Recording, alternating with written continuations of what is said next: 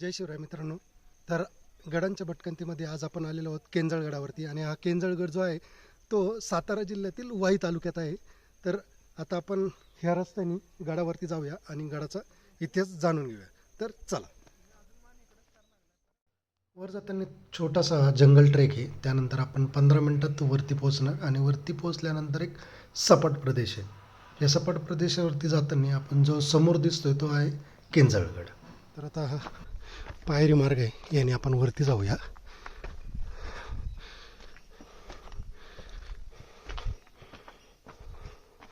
एक जागा आहे, त्यानंतर वरती जाऊया आपण. आता या ठिकाणी एक गुफा आहे, तर ती गुफा आपण आता मधून बघूया.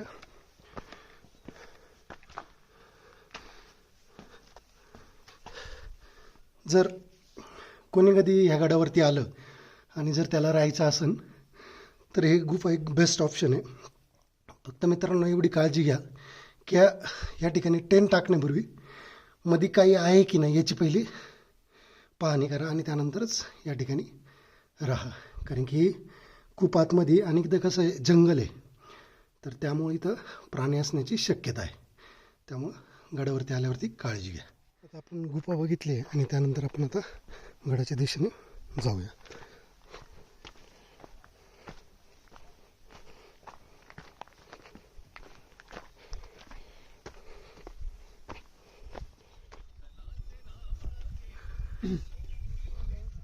आता आपण वरती चाललोय, तर वरती जात असताना तुम्ही माझ्या मागं बघू शकता.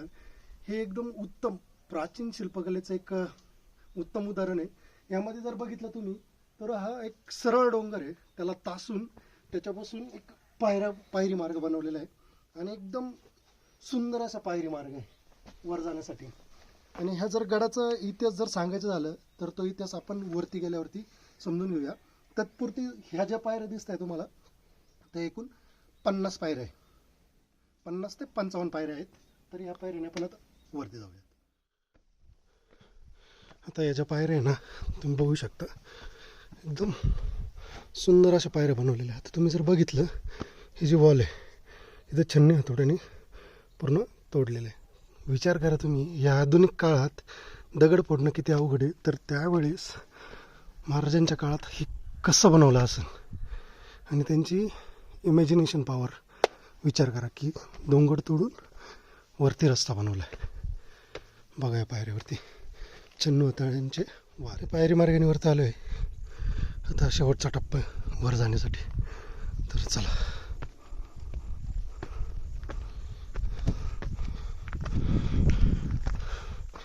थोडंसं पायरी मार्ग खराब झालेला आहे. मंदिराच्या मागील बाजूस आलं तर आहे चुन्याचा गाणं. चुन्याचा गाणं मी प्रत्येक गडावरती गेल्यावरती सांगितलं आहे.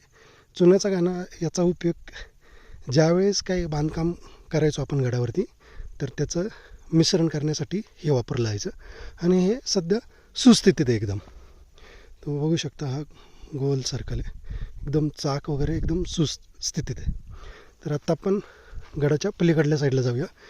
गडाच्या जर पलीकडल्या साईडला तुम्हाला एक जे बांधकाम दिसतं आहे, जी रूम दिसते, ती आहे दारू कोठार. तर आपण आता ते बघूयात. आता ह्या गडावरती फक्त एवढंच एक बांधकाम शिल्लक राहिलेलं आहे, बाकीचं सगळं जमीनदोस्त झालेलं आहे. तर आपण ते जवळून बघूयात.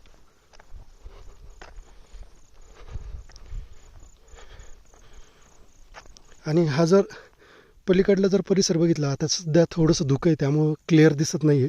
तर हा आहे रायरेश्वर पठार. तर आपण हा गड झाल्यानंतर रायरेश्वर पठारावरती जाणार आहोत.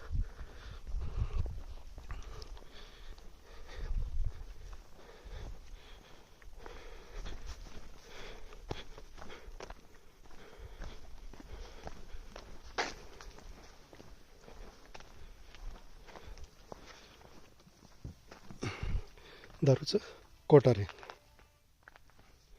तर आपण आता मधून बघूयात. छत त्याचं पडलेलं आहे, बाकीचा पोर्शन असा आहे. तर चला आपण आता गडाचं पुढील बघूया.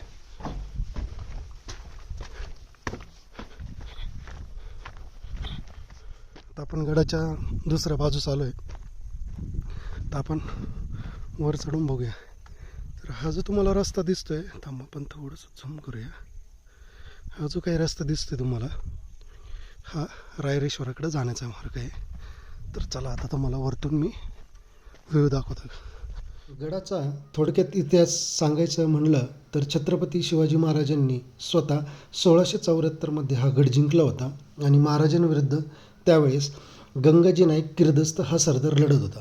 त्यावेळेस त्या सरदाराने आपल्या मावळ्यांवर हल्ला करून 4 मावळे मरण पावले होते आणि स्वतः शिवाजी महाराजांनी त्याला कंठस्थान केलं होतं. आता हा समोरचा व्ह्यू बघा, दरी टाईप पोर्शन आहे हा. आता आपण गडाच्या दुसऱ्या साईडला चाललो आहे.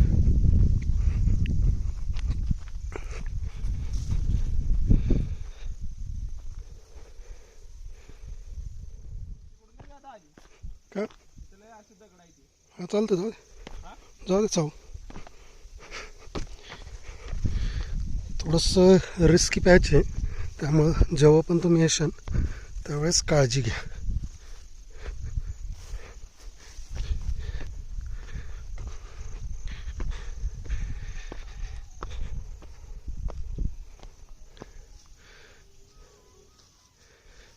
आता हे समोर जे पाणी दिसतंय हे ढोम धरण आहे आणि या ढोम धरणाच्या पलीकडंच कमळगड आहे. पण आता काय झालं आहे, धुक्याची चादर पसरली आहे, त्यामुळं पलीकडलं आपल्याला कमळगड क्लिअरली दिसत नाही आहे. या मार्गाने आपण आता पुढे जाऊया आणि पाण्याचं टाकं बघूया. तर चला.